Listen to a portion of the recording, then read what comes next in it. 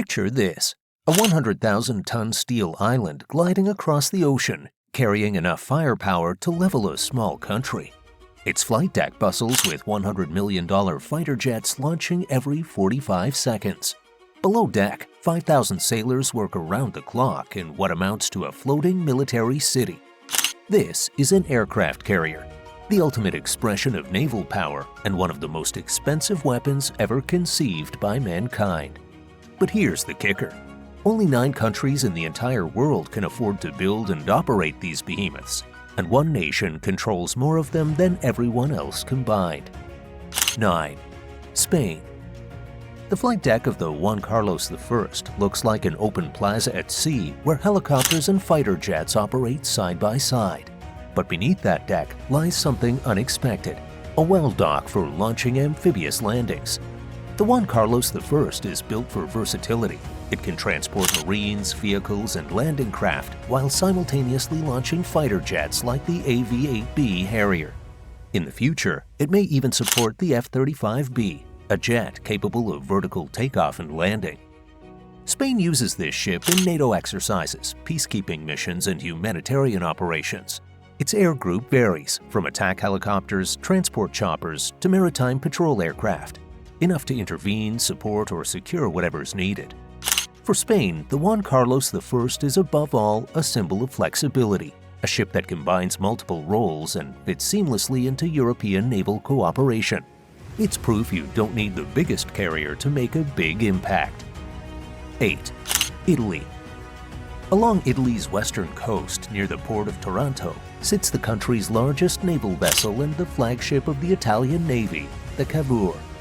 Its flight deck is wide, sloping upward at the front with a ski jump designed to help light fighter jets take off.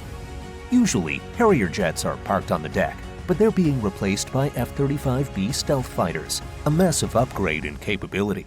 Beneath the surface, there's space for helicopters, ammunition, and maintenance equipment, everything aimed at rapid deployment from sea.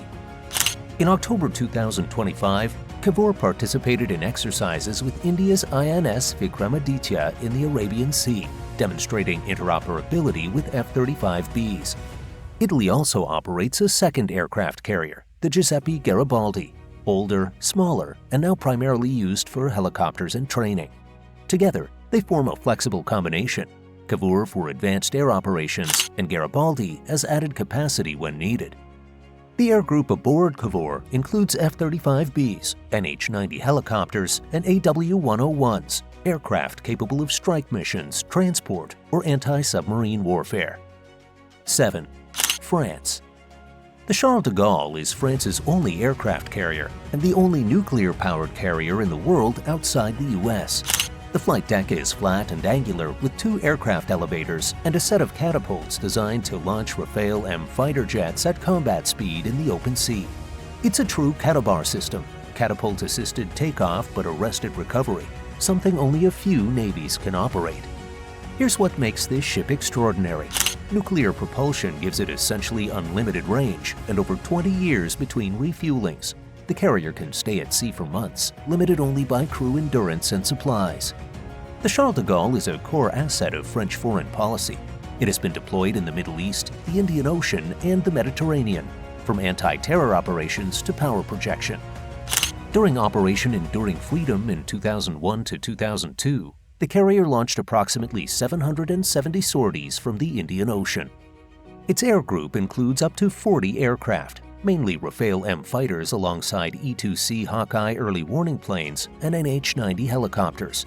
That's enough to deliver precision strikes, establish air dominance, or conduct surveillance far from French shores. The carrier is supported by a full naval strike group of frigates, submarines, and supply ships, all under one command. And France isn't stopping here. They've announced plans to build a new nuclear carrier called Porte-Avions Nouvelle Génération for completion in 2038, with an estimated cost of 10.25 billion euros and featuring electromagnetic catapults. 6. Japan. Originally designed to carry helicopters for anti-submarine warfare, the Izumo is being transformed to support F-35B fighter jets, aircraft that can take off from short decks and land vertically. The second ship, the JS Kaga, is undergoing the same upgrade. Officially, these ships are still called helicopter destroyers, but their role is evolving quietly and deliberately. Japan is reintroducing fixed-wing aviation to its fleet for the first time since World War II, a massive shift in defense posture. The flight deck is being reinforced with new heat-resistant coatings to handle jet exhaust, and internal hangars are being adapted to house and maintain stealth aircraft. Japan sees these ships as tools for regional defense, not built for distant wars, but to operate near home in the East China Sea, around Okinawa, and along key sea lanes where tensions with China are rising. Each carrier can operate a small air wing, F-35Bs for air patrol, SH-60 helicopters for sub-hunting, and support aircraft for maritime surveillance. 5. India. Commissioned in 2022, the Vikrant is a symbol of national pride and industrial achievement. It joins the INS Vikramaditya, a Russian-built carrier, the former Soviet Admiral Gorshkov, already in service. Together, they give India a rare capability, a two-carrier fleet. The Vikrant's flight deck uses a ski-jump launch system, allowing short takeoff jets like the MiG-29K to operate at sea. Its hangars can house up to 30 aircraft, a mix of fighters and helicopters for air defense, anti-submarine warfare, and maritime patrol. India's carriers are designed with the Indian Ocean in mind, a vast region critical for global trade and increasingly contested. By deploying carriers, India extends its reach from the Strait of Malacca to the Persian Gulf, asserting itself as the dominant regional power. The Vikrant represents remarkable value. At $2.5 billion, it cost roughly one-fifth of a comparable Western carrier. The ship achieved 76% indigenous content, involving over 100 Indian companies. It achieved fully operational status in November 2023. In April 2025, India signed a $7.5 billion deal with France for 26 Rafale marine fighter jets, which will significantly enhance the air wings of both carriers. India also plans a third carrier, INS Vishal, projected at 65,000 tons with catabar capability and electromagnetic launch systems, estimated at $6 to $8 billion. If you think India's two carriers are impressive, wait until you see how many Russia actually has and why their sole carrier is more infamous than famous. 4. Russia. The Kuznetsov is large, imposing, and distinct in design. It doesn't use catapults. Instead, it launches aircraft via a ski-jump system supporting Su-33 and MiG-29K fighters. Its deck has arrestor cables for landing, but no angled runway, a design choice reflecting its hybrid role as part carrier, part missile cruiser. Technically, the ship is called a heavy aircraft carrying cruiser because it carries both aircraft and heavy anti-ship missiles, a uniquely Russian concept blending sea and air power in one hull.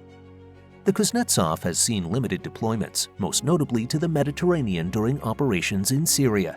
But those missions exposed its vulnerabilities: mechanical failures, thick black smoke from aging engines, and the loss of aircraft due to malfunctioning arrestor gear. Since 2017, the ship has been docked for a major overhaul, delayed by accidents, budget issues, and even fires. As of now, its return to active service remains uncertain. 3. China. China's rise as a carrier power has been fast and deliberate. The country's first carrier, the Liaoning, was purchased as a hull from Ukraine, then refurbished and recommissioned in 2012. The Shandong followed in 2019, a near clone but with key improvements. Now, the third carrier, the Fujian, commissioned on November 5, 2025, changes everything. It's bigger, more advanced, and equipped with electromagnetic catapults, making it only the second carrier in the world with this technology after the USS Gerald R. Ford. Both Liaoning and Shandong use ski-jump systems, limiting the weight and range of aircraft, but the Fujian introduces catapult-assisted launch, putting China much closer to American-style carrier operations. This allows it to launch heavier aircraft with greater payloads, including airborne early warning aircraft that ski-jump carriers cannot operate.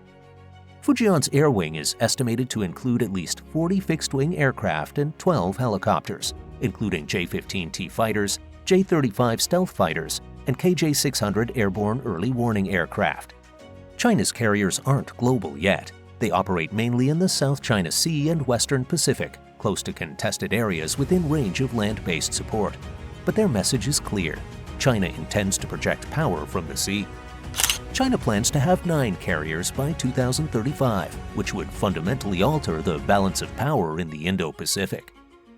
2. United Kingdom. Both the HMS Queen Elizabeth and the HMS Prince of Wales carriers are large and modern with dual-island superstructures, a unique design that separates flight control from ship command. They use ski jump ramps to launch F-35B stealth fighters, aircraft capable of short takeoff and vertical landing. No catapults, no arrestor wires, just high-tech jets leaping into the sky.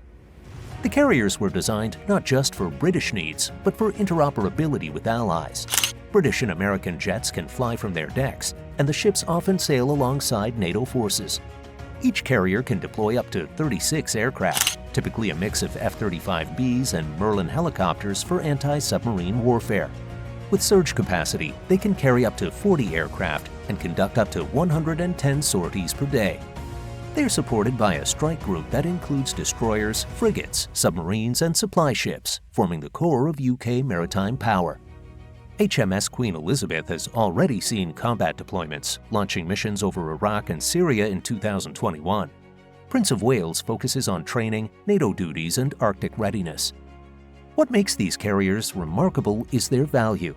At about $8.3 billion total, the UK spent only 1.1% of its defense budget over a decade to build 2 large modern carriers.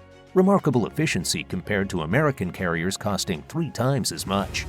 Annual operating costs of around $150 to $200 million per carrier are dramatically cheaper than US carriers, primarily because they use conventional propulsion rather than nuclear power. 1. United States. No country comes close. Across 2 oceans, from Norfolk to Yokosuka, the United States operates a fleet of 11 aircraft carriers, more than the rest of the world combined. 10 of these carriers belong to the Nimitz class, warhorses that have been the backbone of American power projection since 1975. But the newest, the USS Gerald R. Ford, takes things even further.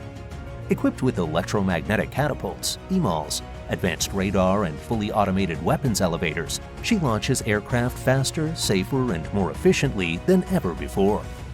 U.S. carriers use the Catobar system, catapult-assisted takeoff but arrested recovery. This allows them to launch fully loaded F-A-18s, E-2D Hawkeyes for airborne early warning, and the F-35C stealth fighter. Each carrier can operate up to 75 aircraft, including strike jets, electronic warfare planes, and surveillance assets. The numbers are staggering. Operating a U.S. carrier costs $6 to $8 million per day. When you factor in the entire carrier strike group, destroyers, cruisers, submarines, and aircraft, costs push towards $7 million daily. That's roughly $2.5 billion per year to keep one carrier battle group operational.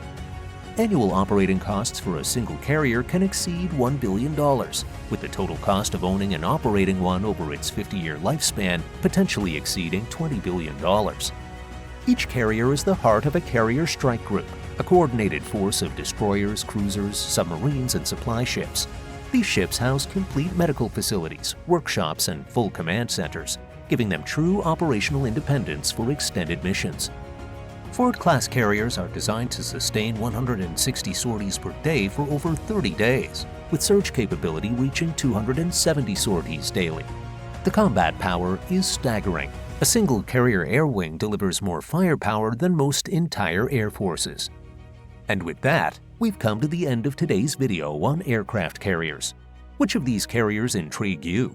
And what military fact or story would you like us to do next? If you enjoyed this video and would love to do a deep dive into videos like this, check our video, Ukrainian Missile Annihilates Russia's Air Fortress. Then, this happened. Link in the description below.